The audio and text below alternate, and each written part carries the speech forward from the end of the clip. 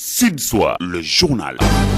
Bonsoir, il est 18h dans nos studios et sur toutes les pendules de nos stations régionales et également dans tous les lycées du Sénégal. C'est l'heure du journal. À la une de l'actualité de ce 18h, 155 110 candidats au baccalauréat vont composer demain pour les épreuves anticipées de philosophie. L'Office du bac en charge de l'organisation rassure, toutes les dispositions sont prises pour un bon déroulement de l'épreuve sur toute l'étendue du territoire national. Pour l'heure est aux révisions. Les candidats sont prêts mais stressés, surtout que l'examen a lieu en pleine crise sanitaire. 68 nouvelles contaminations ont été signalées ce jour. Le Sénégal a enregistré 238 décès, 49 malades sont en réanimation et 3692 patients sous traitement. Nous ferons le point dans cette édition. Sur l'international au Mali, le mouvement du 5 juin a tenu sa manifestation de cet après-midi. Il n'y a pas eu de débordement malgré un dispositif sécuritaire impressionnant. Les Maliens sont sortis sous la pluie. Notre correspondant Ibrahim Sodi Meiga sera en direct dans cette édition. Notre invité, le professeur Pape Ogosek, donnera quelques pistes de solutions pour mettre un terme à la crise malienne. En sport, dernière rencontre pour les quarts de finale de l'Europa League ce soir. Shakhtar Donetsk affronte FC Bâle et Wolverhampton va essayer de prendre le meilleur sur le FC Séville. Info Éco complète cette édition mise en onde par Hassan Chou.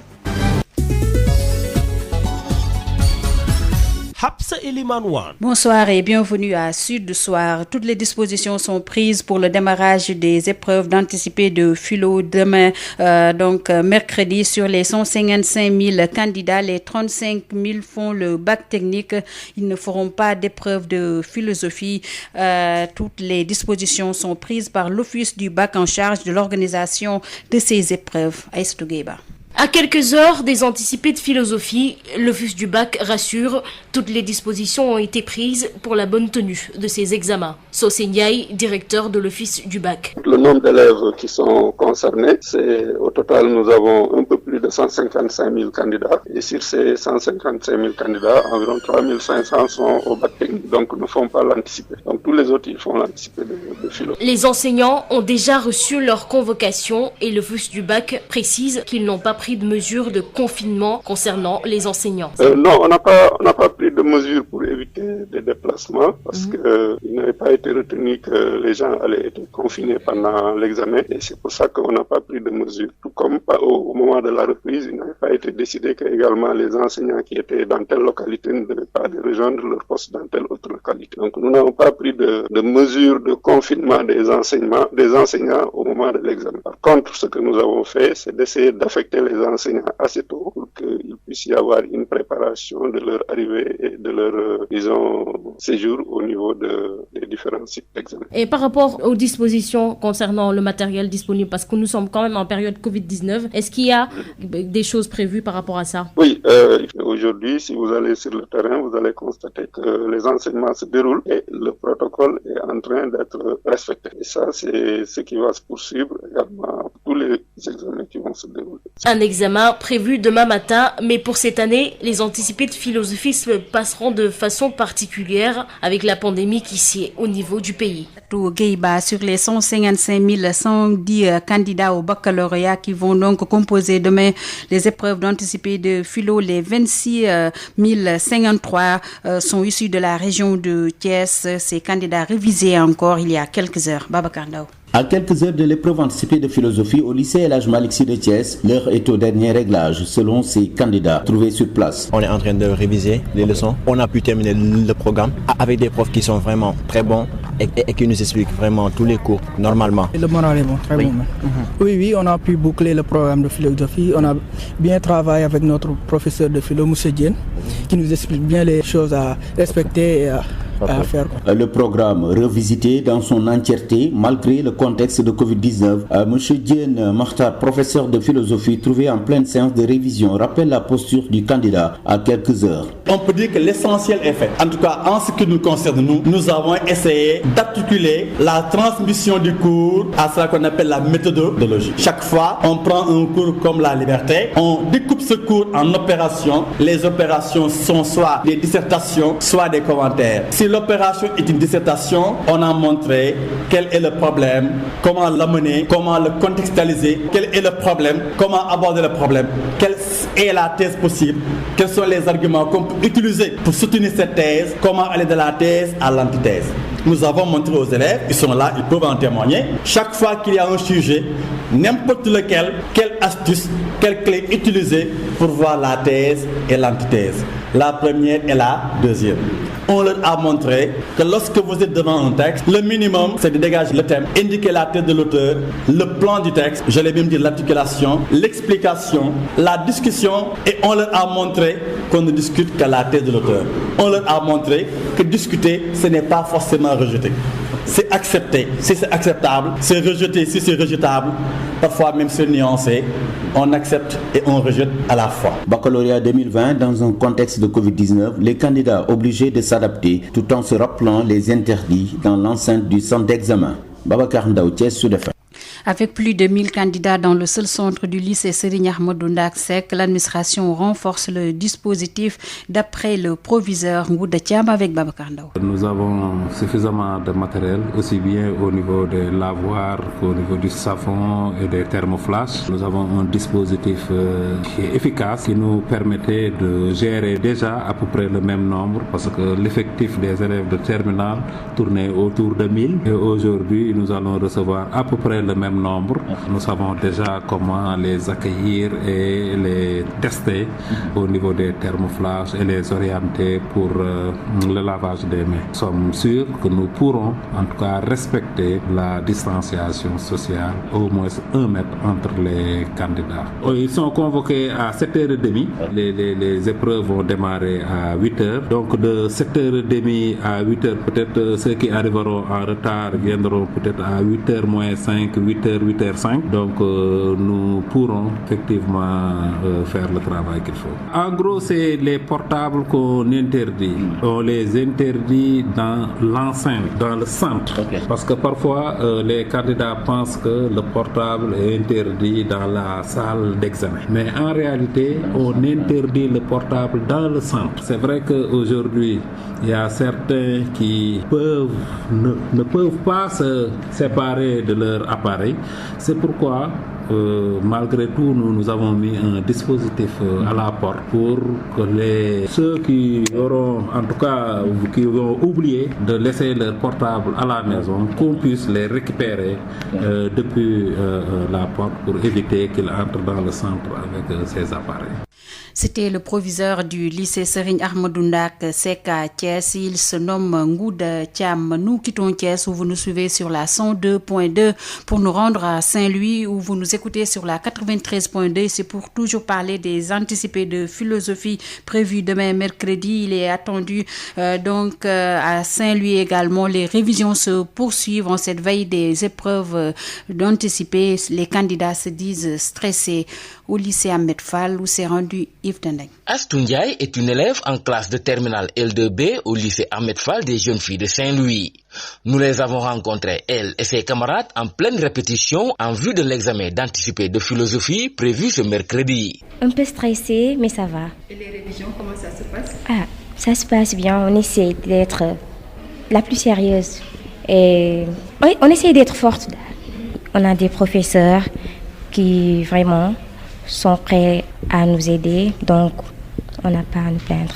Vous êtes confiante? Bien sûr, il faut être optimiste. La candidate reconnaît cependant que la pandémie de la Covid-19 a beaucoup affecté cette année les enseignements et apprentissages. Oui, avec la pandémie, c'est un peu difficile de tout assimiler, mais on essaie de faire de notre mieux. Est-ce que vous avez terminé le programme? Non, on ne peut pas terminer le programme avec le confinement.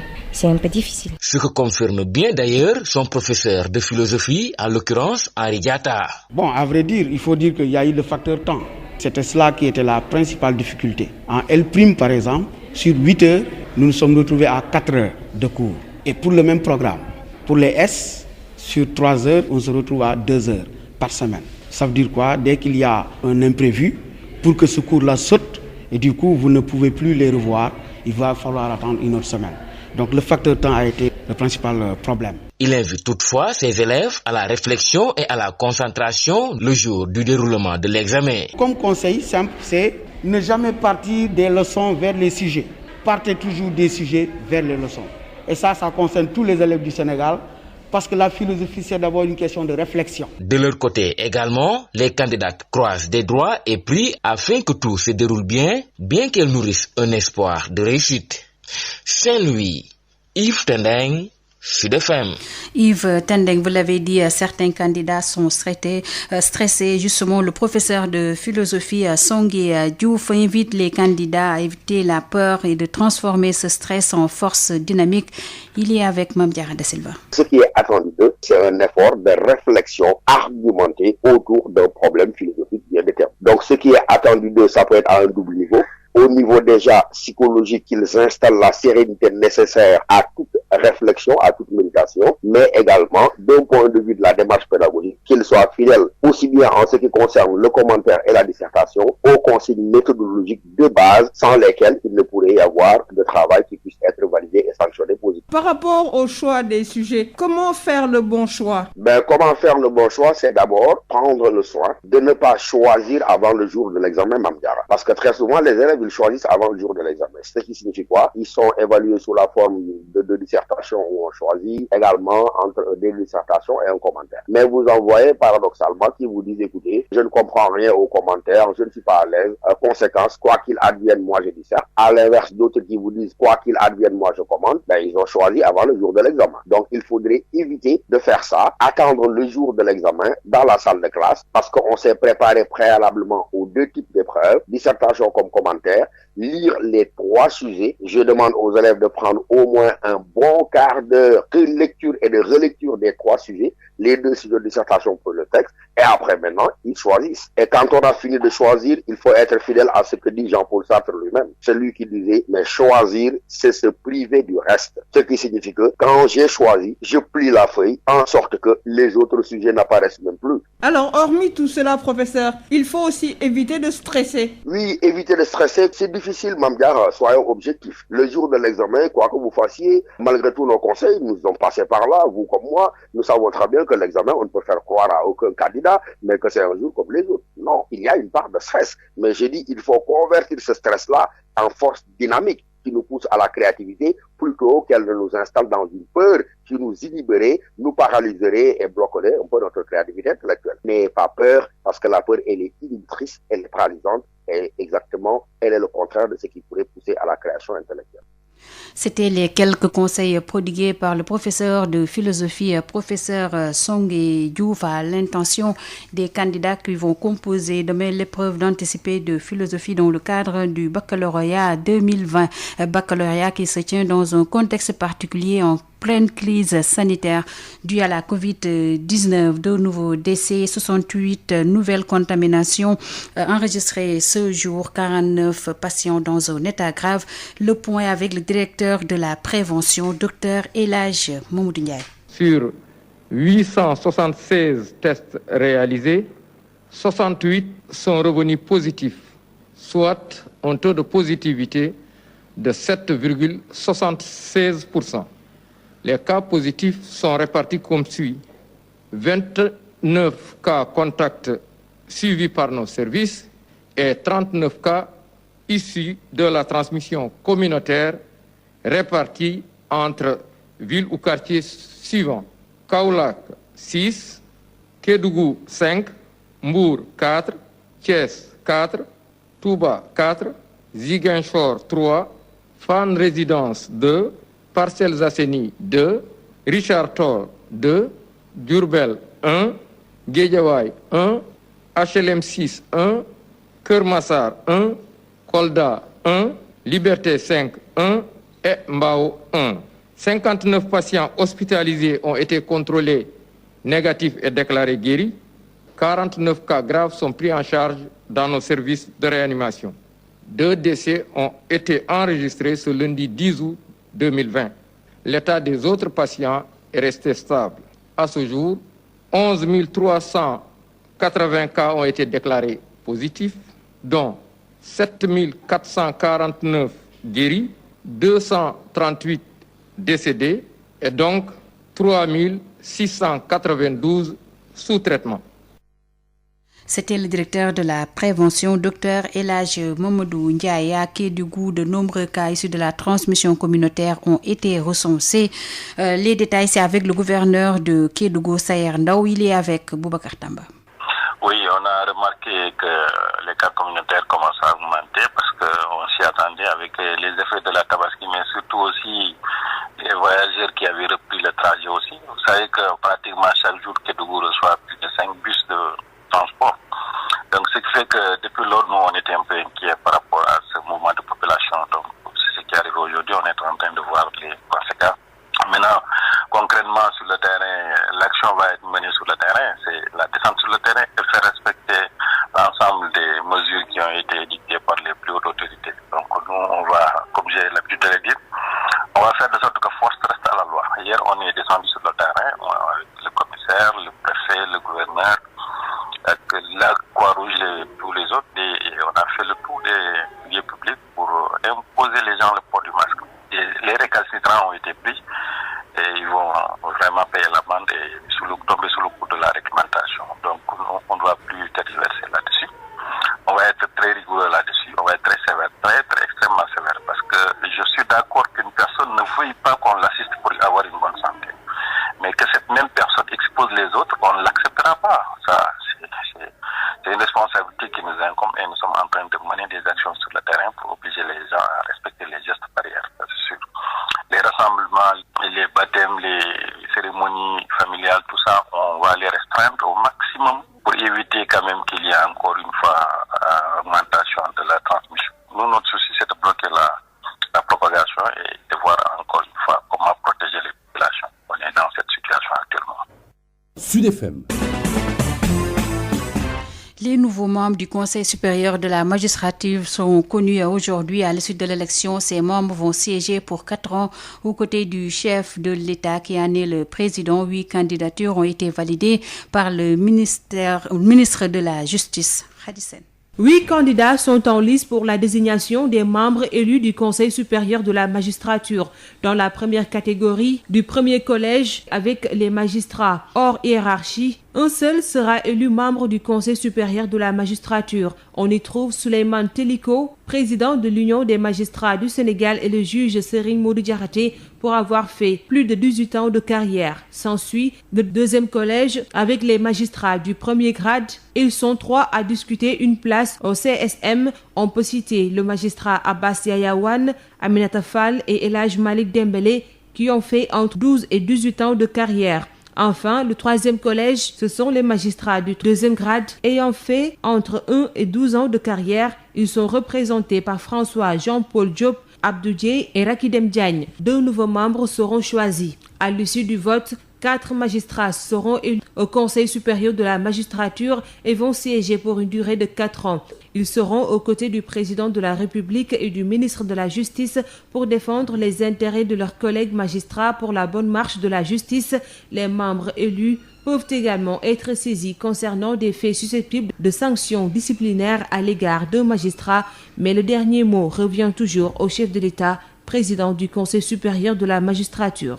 Khadisen, vous l'avez dit, le chef de l'État et le président du Conseil supérieur de la magistrature. Nous restons avec lui avec le Grand Puy pour le reboisement, une décision du président Macky Sall pour encourager la jeunesse sénégalaise à s'impliquer davantage dans la lutte contre la dégradation de l'environnement, un défi à relever selon les autorités locales. Babacar Sow. Création du Grand Prix du chef de l'État pour le reboisement au Sénégal. Le président Macky Sall prend rendez-vous avec l'histoire, une politique dans le cadre des équilibres naturels. Un appel à la jeunesse sénégalaise selon l'adjoint au gouverneur de la région de Thiès, chargé des affaires administratives. Omar Ndiaye a présidé la journée de l'arbre ce 9 août à Ngandiouf, une commune du département de Tivaouane. Après la mise en place de l'Agence nationale de la reforestation et Grande Bunaille Verte, le président de la République a pris rendez-vous avec l'histoire en créant un Grand Prix du chef de l'État pour le reboisement et la protection de l'environnement lors du Conseil des ministres du mercredi 29 juillet 2020. Ainsi, dans l'optique de donner corps à cette décision de haute portée du président, on peut retenir entre autres actions le maintien des équilibres naturels, la recolonisation de certains milieux de vie et la mise en place de réserves naturelles pour la conservation de la flore, de la faune et du milieu naturel. Cette orientation du chef de l'État interpelle d'abord la jeunesse, ardente et volontaire. Le Sénégal, un pays confronté depuis plusieurs décennies à une série de sécheresses,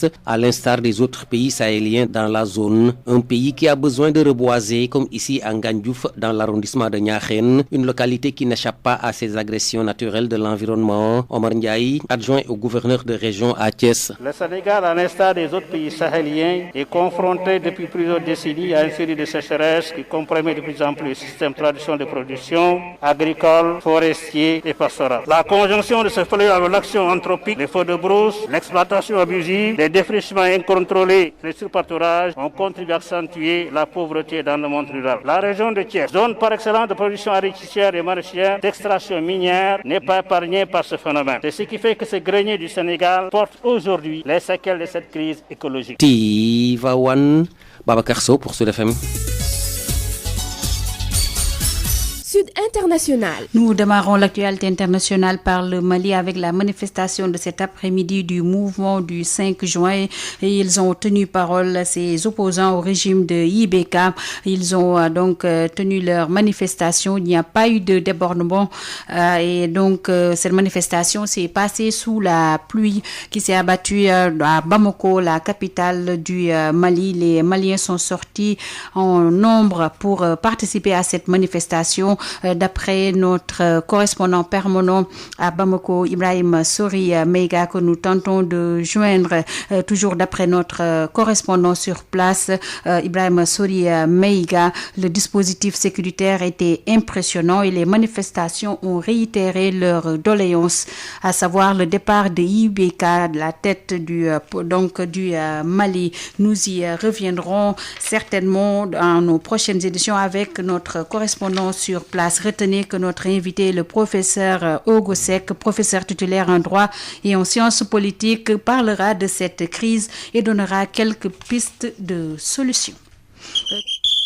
International, Hassan Thiouna, avant la page sportive, le président du Tchad a été élevé au grade de maréchal à l'occasion des 60 ans de l'indépendance du pays. Lors de la cérémonie marquant l'événement, Idriss Déby Itno a reçu les insignes et symboles liés à son grade. Les attributs de la dignité de maréchal confèrent officiellement au président un titre obtenu après un vote de la majorité des députés à l'Assemblée nationale et ceux d'une partie de l'opposition. Certaines voix au sein de l'opposition ont dénoncé le fait que la cérémonie visant à élever Déby au rang de maréchal se tienne le même jour que celle marquant l'indépendance du pays. Pour rappel, Hassan Thioune, ce 11 août 2020, le Tchad a célébré sobrement le 60e anniversaire de son indépendance, mais la traditionnelle célébration en grande pompe avec parade militaire a été remplacée par une cérémonie organisée à l'Assemblée nationale. Pour limiter le risque d'une deuxième vague en France, le Premier ministre va demander au préfet d'étendre le port du masque dans l'espace public. Les événements de plus de 5000 personnes seront interdits jusqu'au 30 octobre prochain.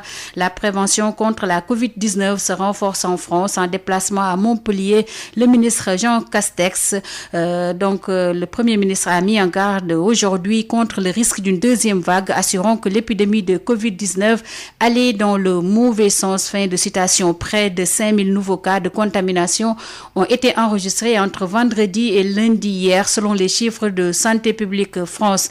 La Direction générale de la santé estime que la circulation du virus s'intensifie, notamment chez les jeunes. Après la France, place au Liban. L'énorme explosion qui a dévasté il y a une semaine des quartiers de Beyrouth a fait 171 morts et plus de 6000 blessés selon un nouveau bilan du ministère de la Santé publié aujourd'hui. Un précédent bilan faisait état de 160 morts. La déflagration au port de Beyrouth a été provoquée par un incendie dans l'entrepôt où étaient stockées 2750 tonnes de nitrate d'ammonium.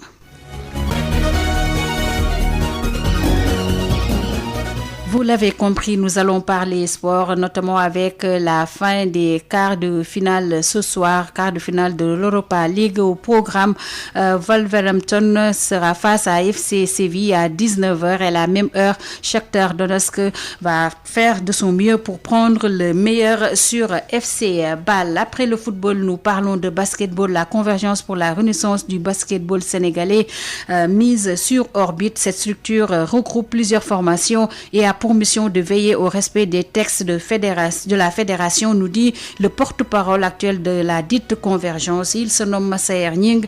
Il est joint par Odile Minkilan. C'est un cadre d'échange, de partage, de propositions et d'alerte. C'est constitué de pas mal de clubs, de première division, de deuxième division et des acteurs de ce milieu-là. Bon, les gens se sont réunis quelque part. Ils ont vu qu'il y avait une nécessité vraiment à se converger pour tout ce qui peut apporter de plus au niveau du basket pour que l'on puisse regagner les titres et puis avoir un très bon championnat dans ce pays-là.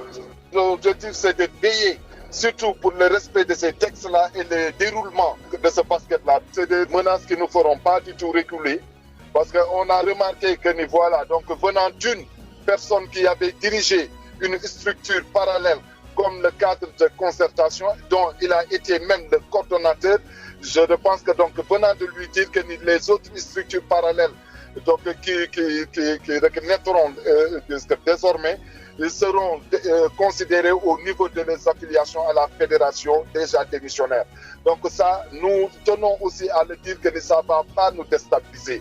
Donc ces genres de menaces-là, ça, donc venant de lui, on s'y attendait pas du tout. Nous, on veut un basket qui se joue et qui continue à gagner des titres sur le côté africain et le déroulement du bon championnat. Je pense que tel est son rôle. Mais ce n'est pas de menacer les clubs à leur dire qu'ils n'ont pas le droit de fréquenter d'autres structures parallèles à la fédération. Sud FM, l'invité du jour. Ce mardi à 18h, nous recevons le professeur Pape Ogossek. Il est professeur titulaire en droit et en sciences politiques. Il s'entretient avec Babacar Som sur la crise malienne et nous donne des pistes de solutions. Pape Ogossek, bonjour. Oui, bonjour, monsieur. Vous êtes institutionnaliste, professeur titulaire agrégé en droit et sciences politiques, président également de l'Association des juristes africains. La situation au Mali, on en parle, que le mouvement M5 poursuit ses manifestations, une manifestation organisée d'ailleurs aujourd'hui, mardi, malgré les tractations de la CEDEAO pour une solution de sortie de crise. Quelle analyse faites-vous de la situation au Mali ? Merci, M. Sam, pour cette question. Donc, l'Association des juristes africains suit de très près la situation au Mali, parce que vous savez que nous avons un bureau au Mali, et donc nous sommes en contact permanent avec les juristes du Mali. Donc, le premier constat que nous avons fait est que, en fait, la situation est quelque peu bloquée. Donc, il y a un certain blocage dans les négociations. Maintenant, à quoi est dû ce blocage? Donc, à l'analyse, il faut rappeler que, en fait, par rapport aux souhaits de l'opposition et du peuple malien, une certaine exigence prévaut. C'est celle de la refonte quelque part des institutions au Mali. Donc, il semblerait que le peuple réclame quelque part, de même que l'opposition, une sorte de dissolution de l'Assemblée nationale, ce qui n'a pas été fait. Donc, les Maliens s'attendent à ce que le président Ibeka dissolve l'Assemblée. Et ça pourrait contribuer à apaiser la situation, ce qui n'a pas encore été fait. Le deuxième point, la deuxième exigence, c'est par rapport à la formation d'un gouvernement qu'on pourrait appeler d'union nationale ou un gouvernement de transition. Parce qu'apparemment, ni l'opposition, ni une bonne partie du peuple, semble-t-il, n'a confiance à l'actuel gouvernement. Et en raison des actes de mauvaise gouvernance qui ont été signalés au début de la crise, avec notamment l'implication de la famille présidentielle, bien vrai que le fils du président est démissionné de son poste à l'Assemblée nationale. Donc ça, c'est un problème. C'est ça qui fait qu'aujourd'hui, les négociations sont bloquées parce que, en fait, le président Ibeka, quelque part, on a l'impression qu'il fait un peu du statu quo et qu'il refuse un peu de prendre ses actes. Donc, il aurait fallu qu'il prenne ses actes pour peut-être un début de solution par rapport à cette situation. Vous parliez de gouvernement d'union nationale alors que le mouvement M5 dénonce une ingérence de la France.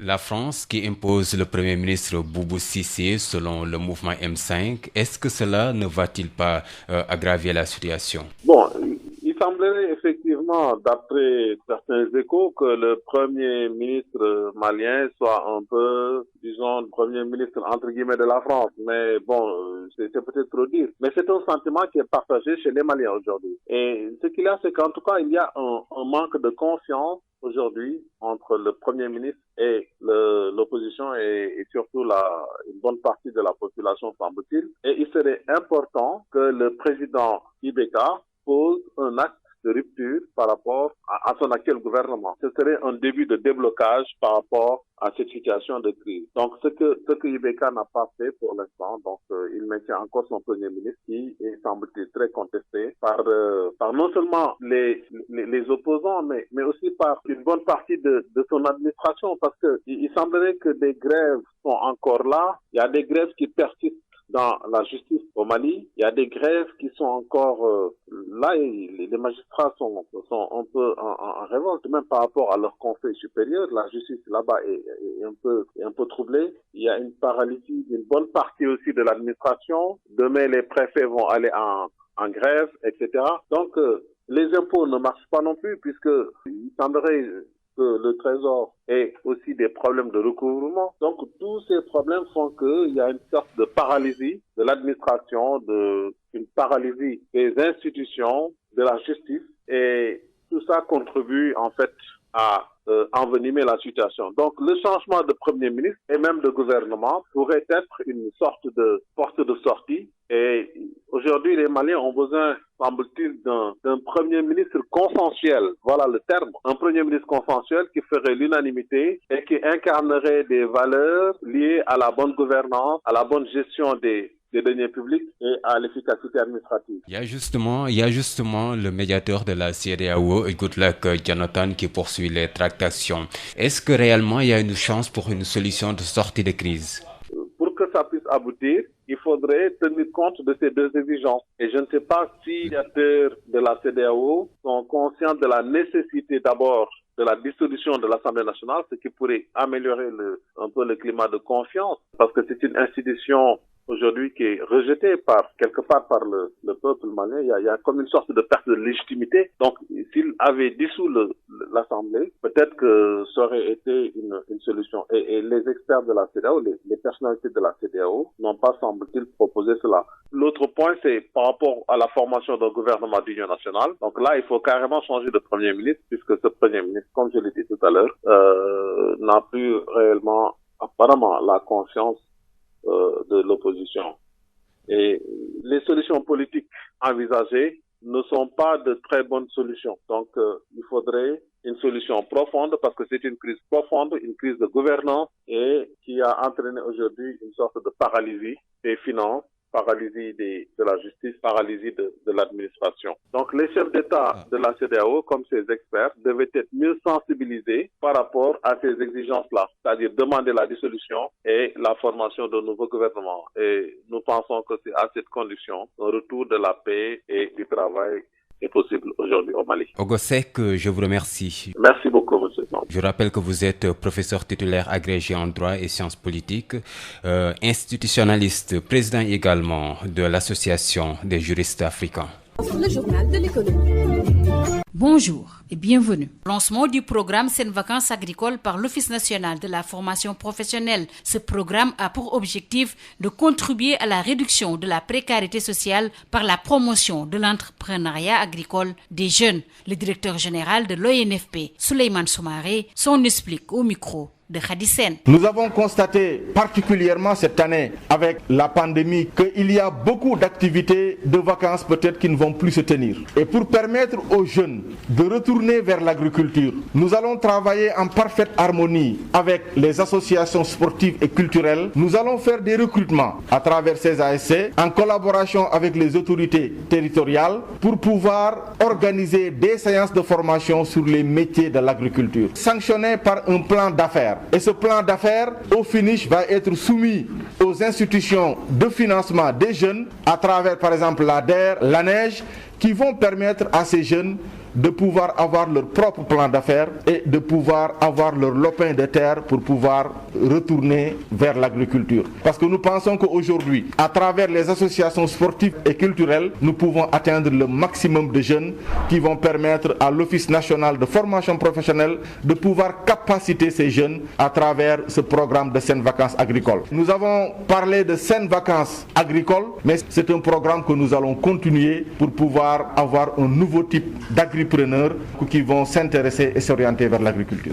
C'était le directeur général de l'Office national de la formation professionnelle, Souleymane Soumaré. Le journal de l'économie, c'est fini. 18h37 dans nos studios, c'est la fin de Sud Soir. Avant de nous quitter, le rappel des titres. 155 110 candidats au baccalauréat à l'épreuve demain mercredi des épreuves anticipées de philosophie. L'Office du bac en charge de l'organisation rassure, toutes les dispositions sont prises pour un bon déroulement de l'épreuve sur toute l'étendue du territoire national. Vous avez écouté son directeur Socé Ndiaye dans cette édition. L'heure est aux révisions. Les candidats sont stressés mais prêts toutefois, surtout que cet examen a lieu en pleine crise sanitaire. 68 nouvelles contaminations ont été signalées ce jour. Le Sénégal a enregistré 238 décès, 49 malades sont en réanimation et 3692 patients sous traitement. Sur l'international, le mouvement du 5 juin a bel et bien marché cet après-midi. Pas de débordement mais une forte mobilisation malgré la pluie. Le dispositif sécuritaire était impressionnant. D'après notre correspondant permanent à Bamako, Sori Ibrahim Maïga, notre invité, le professeur Papogo Sek, a donné quelques pistes de solutions pour mettre un terme à la crise malienne. En sport, dernière rencontre pour les quarts de finale de l'Europa League ce soir.